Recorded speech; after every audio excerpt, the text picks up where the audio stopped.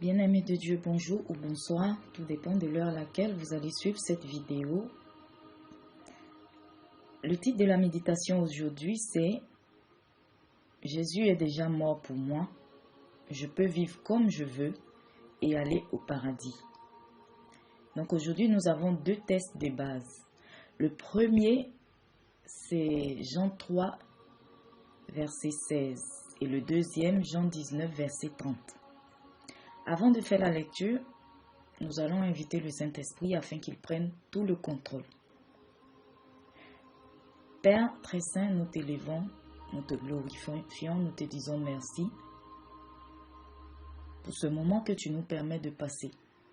Nous invoquons ton Saint-Esprit afin qu'il vienne prendre le contrôle de toutes choses et qu'il vienne ouvrir tous nos sens spirituels, qu'il vienne nous disposer corps et âme afin que nous puissions entendre, comprendre et accepter ce que tu diras à chacun de nous au nom puissant de Jésus-Christ.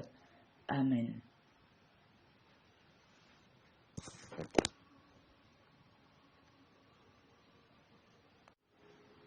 Nous lisons donc le premier texte qui est Jean 3, verset 16. Car Dieu a tant aimé le monde qu'il a donné son Fils unique afin que quiconque croit en lui ne périsse point, mais qu'il ait la vie éternelle. Et le deuxième, c'est celui de Jean 19, verset 30. Quand Jésus eut pris le vinaigre, il dit « Tout est accompli ». Et baissant la tête, il rendit l'esprit. Nous allons commencer par raconter une histoire où tu es l'acteur, l'actrice principale. Alors mets-toi bien dans ton rôle et pendant que tu écoutes, fais-toi le film de cette histoire. Tu as deux enfants, une fille et un garçon, que tu aimes énormément, pour qui tu te sacrifies en travaillant durement, vraiment durement, afin de leur donner un avenir meilleur. Tu vas travailler dans des usines, dans des conditions très pénibles, au détriment de ta santé. Tu fais toutes sortes de boulots pour assurer les études de tes enfants et leur permettre d'avoir le nécessaire. Et tu assures aussi leur éducation.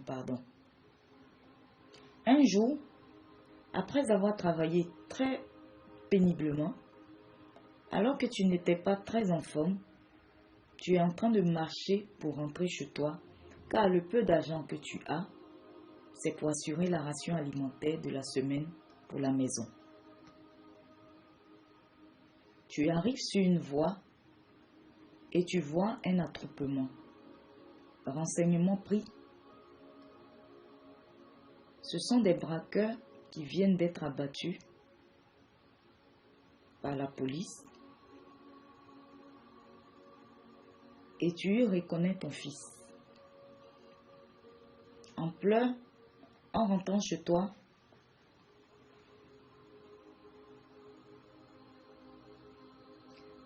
tu vois ta fille à moitié nue sur le trottoir, discutant avec un homme et se dirigeant ensuite dans un endroit sombre. En parlant plus tard avec ta fille, elle te dit de manière désintéressée et sans remords que tes sacrifices ne valent presque rien. C'est vrai, tu fais l'essentiel, mais elle a besoin d'être chic comme ses amis, bien habillée, bien coiffée, tout ce que nous pouvons savoir, avoir de vrais sacs, de bons portables, les dernières sorties de portables, et tout ce que nous pouvons savoir que les gens aiment de nos jours. Comment te sentirais-tu?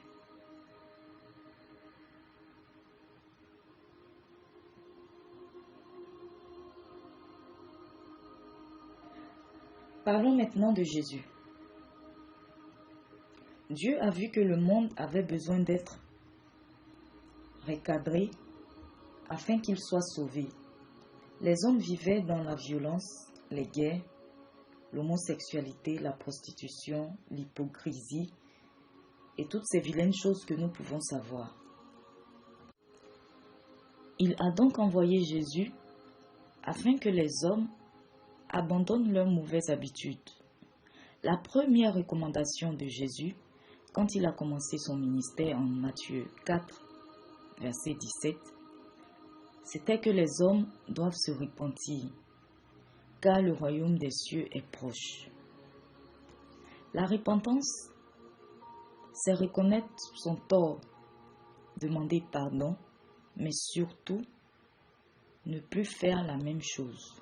Alors Jésus a évangélisé avec l'aide de certaines personnes qu'il avait choisies, qui étaient appelées disciples.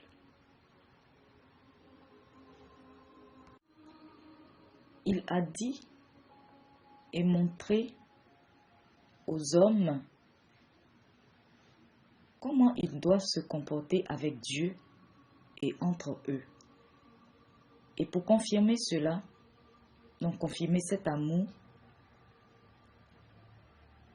et montrer la puissance de Dieu, Jésus a accepté de mourir sur une croix, puis ressuscité par la suite.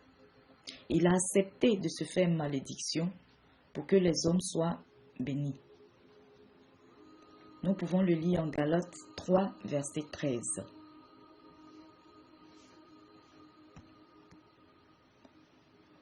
Christ nous a rachetés de la malédiction de la loi, étant devenu malédiction pour nous, car il est écrit, maudit est quiconque est pendu au bois.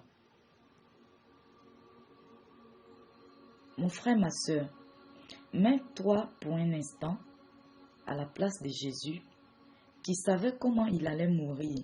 Imagine ce qu'il a pu ressentir la veille de cette mort. Nous pouvons le lire en Matthieu 26, verset 39. Puis, ayant fait quelques pas en avant, il se jeta sur sa face et pria ainsi. Mon Père, s'il est possible que cette coupe s'éloigne de moi. Toutefois, non pas ce que je veux, mais ce que tu veux. Malgré toute cette angoisse, il a accepté de payer le prix. Nous avons constaté de nos jours que Jean 3, verset 16 et Jean 19, verset 30, les deux textes de base, sont mal compris et interprétés par certaines personnes, je dirais même par plusieurs personnes. Quel est donc le sacrifice de Jésus si c'est pour qu'après sa mort et sa résurrection, les hommes continuent à vivre comme ils vivaient avant? Un enfant qui voit tous les sacrifices que font ses parents pour lui assurer une bonne éducation, une bonne scolarité, ne devrait-il pas bien étudier pour avoir de bons résultats et faire plaisir à ses parents? N'est-ce pas une manière de montrer une considération à l'égard de ses parents et à l'égard des sacrifices qu'ils font? Alors comment nous, hommes, qui croyons en Jésus-Christ, devons nous comporter? N'est-ce pas en étant ses disciples? Que veut dire un disciple? C'est une personne qui adhère aux enseignements, donc aux doctrines d'un maître. Et le verbe adhérer, ça veut dire approuver, être partisan d'eux. Alors, on ne peut pas approuver une chose et faire son contraire. Ce serait illogique. Même les démons savent qui est Jésus. Ils croient en sa puissance, mais ils n'adhèrent pas à ses enseignements. Nous pouvons le voir en Jacques 2, verset 19. Tu crois qu'il y a un seul Dieu. tu fais bien. Les démons le croient aussi et ils tremblent. En Luc,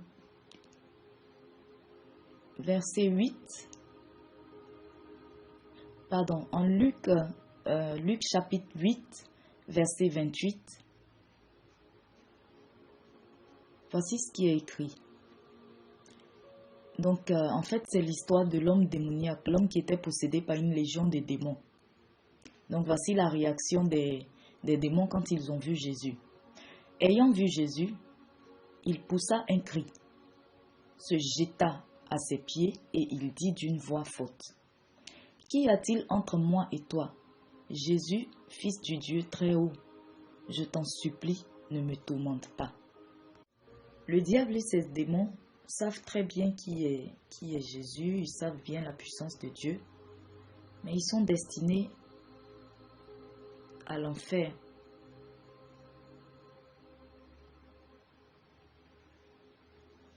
Parce qu'ils n'adhèrent pas à l'enseignement de Dieu.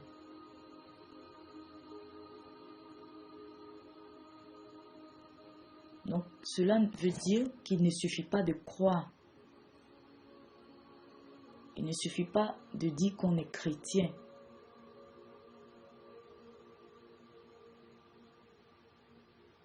De dire qu'on croit au sacrifice de Jésus. On sait qui est Jésus. On sait que Jésus est mort et ressuscité sur la croix. Jésus est mort sur la croix et ressuscité 3 jours après. Car Jacques 2, versets 15 à 17, nous dit que la foi sans les œuvres est morte. Donc je vais vous lire le texte. Si un frère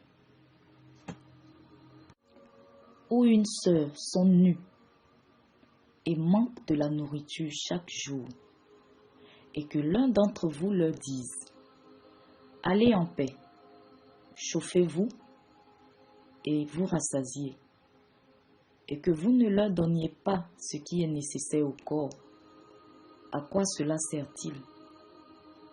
Il en est ainsi de la foi. Si elle n'a pas les œuvres, elle est morte en elle-même. Alors, nous ne pouvons pas crier à qui veut l'entendre que nous sommes chrétiens et ne pas être disciples du Christ, mais plutôt disciples du monde. Et qui parle du monde, que j'avais déjà défini dans la précédente vidéo, se réfère à Satan le diable. Chacun de nous doit donc redéfinir et revoir son christianisme.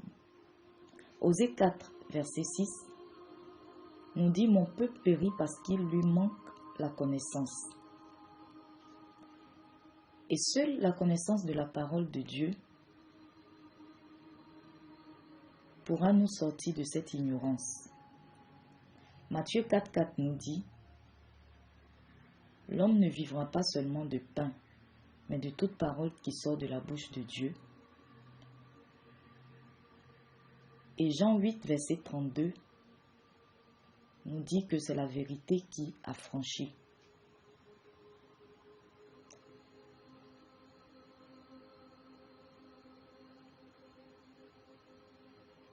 C'est la vérité qui rend libre.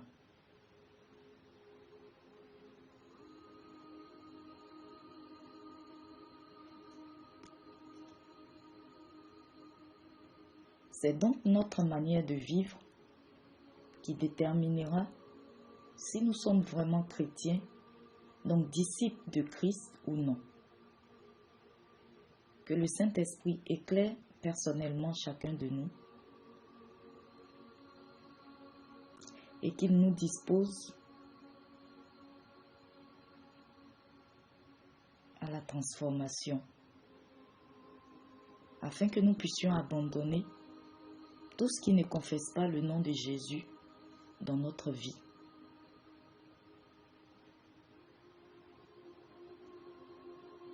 Amen.